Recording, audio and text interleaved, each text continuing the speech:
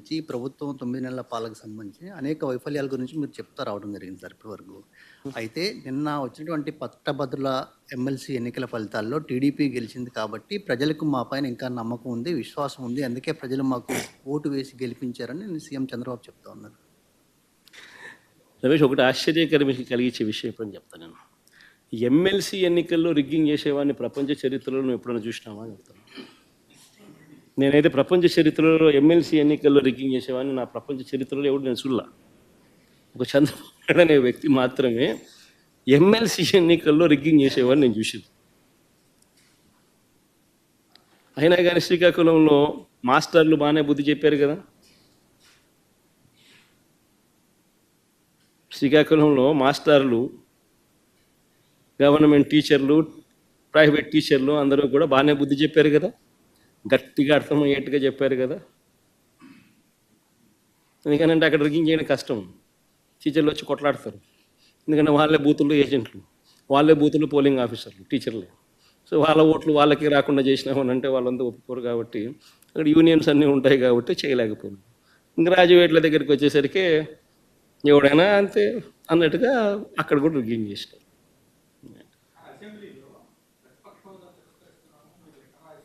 ఎన్న sir elbow అసెంబ్లీలో speaker గారు ఈరోజు హౌస్లో కామెంట్ చేశారు, మీరు దేవుడు గారు లేదు పూజారిని వచ్చి అడుగుతున్నారని చెప్పి ఎల్ఓపి విషయంలో రూలింగ్ ఇచ్చారు సార్ ఈరోజు. మీకు ప్రతిపక్ష హోదా రాదు అని స్పీకర్ గారు ఈరోజు ఒక రూలింగ్ ఇచ్చారు. Statement, the speaker has given a statement saying that neither have you attended the assembly, you've just attended assembly just for one day in the earlier sessions, and that you yourself in the previous term had talked about Mr. Chandrababu Naidu and how they had 23 or 24 MLAs, and if we take 5 then you won't have the leader of opposition status. If he can say the same thing, why is he demanding the same is what there's been a ruling stated by the speaker. What do you have to say on this? ఒకటి అందరూ గుర్తుపెట్టుకోవాల్సింది ఏంటంటే, చంద్రబాబు నాయుడు గారు అనే వ్యక్తికి మేము ప్రతిపక్ష హోదా ఇచ్చాం. చంద్రబాబు నాయుడు అనే వ్యక్తిని మేము ప్రతిపక్ష హోదా ఇచ్చినాం. ఎక్కడా రూలింగ్ లేదు,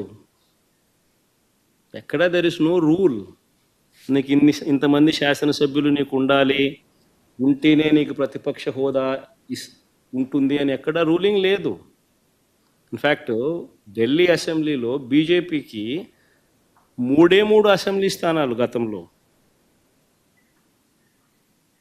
ఆప్ బీజేపీకి ప్రతిపక్ష హోదా ఇచ్చింది.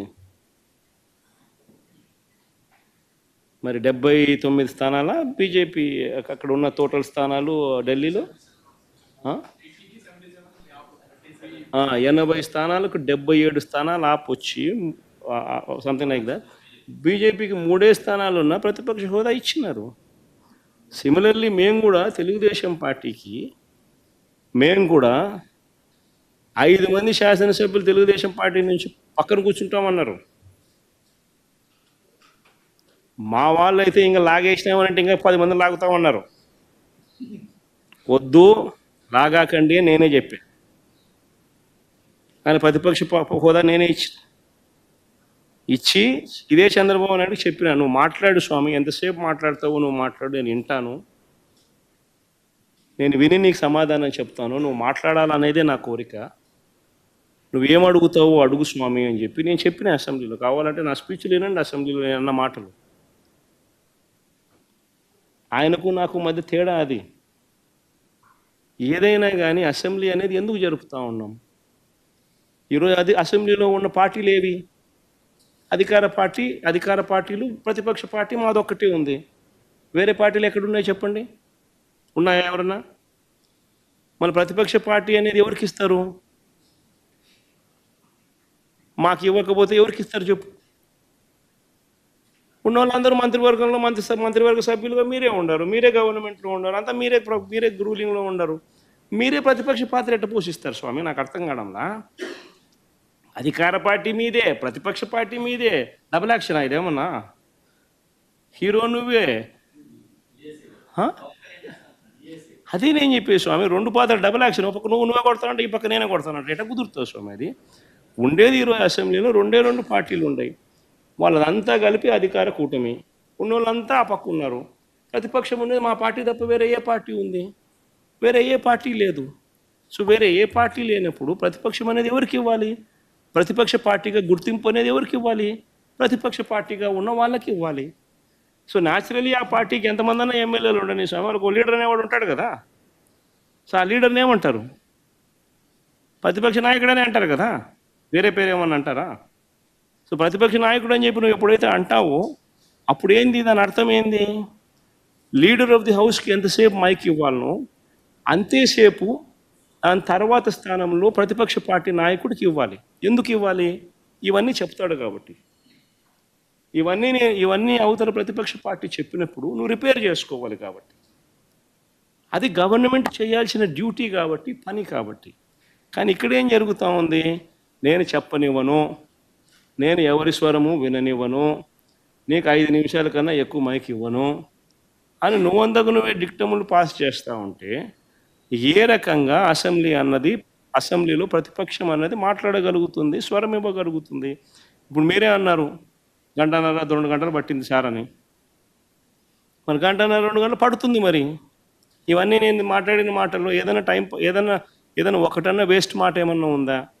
బడ్జెట్కి సంబంధించిన డాక్యుమెంట్సే చూపించినాను, బడ్జెట్కి సంబంధించిన అంశాలే ప్రస్తావించినాను.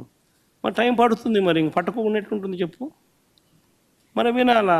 అవతలోనికి మైక్ ఇస్తేనే కదా నువ్వు అవతలోడు చెప్పగలుగుతాడు. సార్ మీకు ప్రతిపక్ష హోదా అంశానికి సంబంధించి పవన్ కళ్యాణ్ గారు ఒక కామెంట్ చేశారు. వైఎస్ఆర్ కాంగ్రెస్ పార్టీకి వచ్చినటువంటి ఓట్ల శాతాన్ని, సీట్ల శాతాన్ని బట్టి చూస్తే జర్మనీలో అయితేనే వస్తుంది, ఇక్కడ రాదు, ఇక్కడ 5 ఏళ్ళు రావడం కష్టం అని ఒక విమర్శ చేశారు సార్. ఆ మనిషి కార్పొరేటర్కి ఎక్కువ, ఎమ్మెల్యేకి తక్కువ. జీవితకాలంలో ఇప్పుడు ఎమ్మెల్యే ఒకసారి అయినాడయ్యా.